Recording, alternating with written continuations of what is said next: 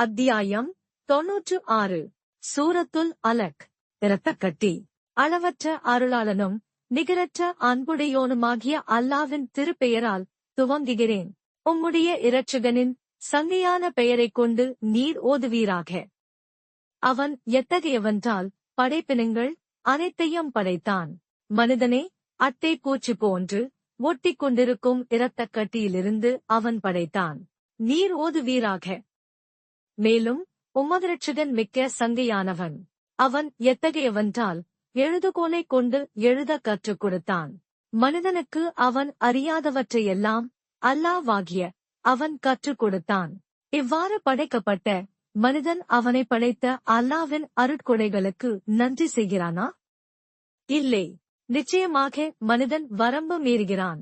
அவன் தன்னை இரட்சகனிடமிருந்து தேவையற்றவன் எனக் காணும் பொழுது நிச்சயமாக உமதிரட்சகனின் பக்கமே அவன் மீள வேண்டியதிருக்கின்றது. தடுக்கின்றானே அவனே, நபியே, நீர் பார்த்தீரா? ஓர் அடியாரை அவர் தொழுது கொண்டிருக்கும் பொழுது அவர் நேர்வழியின் மீதிருந்தும் அவரை தொழவிடாமல் தடுத்தவனே, நீர் பார்த்தீரா?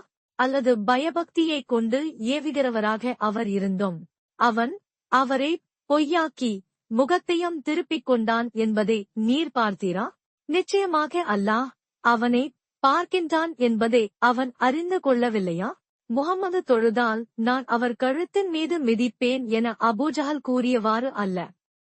இத்தீய செயலிலிருந்து அவன் விலகிக் கொள்ளாவிடில் நிச்சயமாக அவரது முன்னெற்றி உரோமத்தை பிடித்து நாம் இழுப்போம். தவறுரைத்து பொய்யுரைக்கும் முன்னெற்றி ரோமத்தை. ஆகவே தன் உதவிக்காக தனது சபையோரை அவன் அழைக்கட்டும். நாம் அவனுக்கு தண்டனை தரும் காவலர்களை அழைப்போம். நீர் தொழுவதை விட்டும் தடுத்துவிட முயன்றானே, அவ்வாறு அல்ல. நபியே, நிச்சயமாக நீர் அவனுக்கு கீழ்ப்படியாதீர். உமதிரட்சகனுக்கு சிரம் பணிவீராக. இன்னும் அவனை வணக்கத்தின் மூலம் நெருங்குவீராக.